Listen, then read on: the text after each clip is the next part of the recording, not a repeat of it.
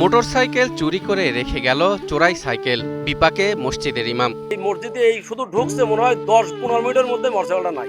স্ত্রীর গহনা আর গরু বিক্রি করে কেনা শখের মোটরসাইকেল চুরি হওয়ায় কান্নায় ভেঙে পড়লেন এই ইমাম। কিনছিলাম আমি এইভাবে, আমার একটা বাসায় একটা গরু ছিল, গরুটা বিক্রি করছি। আমার স্ত্রীর গহনা ছিল, গহনা বিক্রি করছি। বিক্রি করার পরে এই অর্থ দিয়ে আমি মোটরসাইকেলটা অনেক কষ্ট করে কিনছিলাম। মসজিদে যেন সময় মতো আজান দিতে পারেন, মুসল্লিদের নামাজ পড়াতে পারেন, তাই সব বিক্রি করে কিনেছিলেন মোটরসাইকেল। আর সেই মোটরসাইকেল চুরি হওয়ায় একদিকে কষ্ট পাচ্ছেন, অন্যদিকে চোরাই সাইকেল রেখে যাওয়ায় মান সম্মানের ভয়ে দিন পার করছেন এই ইমাম।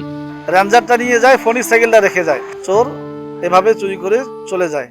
নীলফামারীর সৈয়দপুর উপজেলার নিয়ামতপুর রহমতিয়া জামে মসজিদের দীর্ঘ 1 বছর ধরে পেশ ইমামের দায়িত্ব পালন করছেন হাফেজ মাওলানা আব্দুর রাজ্জাক। প্রতিদিন প্রায় 3 কিলোমিটার দূরের পথ পাড়ি দিয়ে মসজিদে এসে 5 ওয়াক্ত নামাজের ইমামতি করেন তিনি।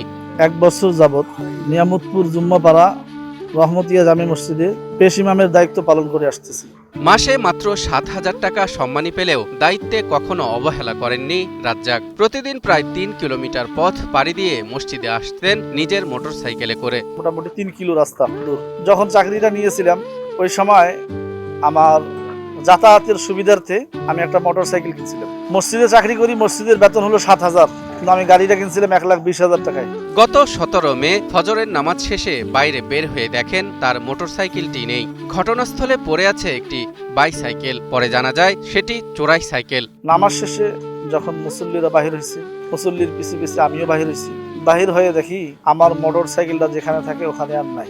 মসজিদের পূর্ব পাশে 50 গজ দূরে একটি ফোনিক সাইকেল রেখে যায় বা কে বা কাহারা রেখে যায়।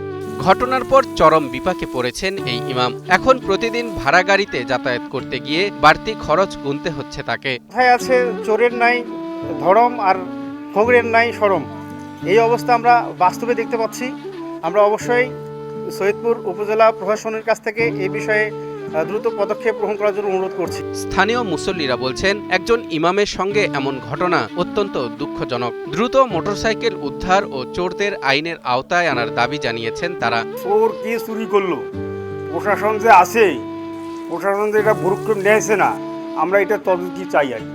ঘটনার পর সৈয়দপুর থানায় একটি লিখিত অভিযোগ দায়ের করেছেন ইমাম আব্দুর রাজ্জাক। অভিযোগ পাওয়ার পর থেকেই মোটরসাইকেল উদ্ধারে কাজ করছেন বলে জানান নীলফামারী সৈয়দপুর থানার অফিসার ইনচার্জ রেজাউল করিম রেজা।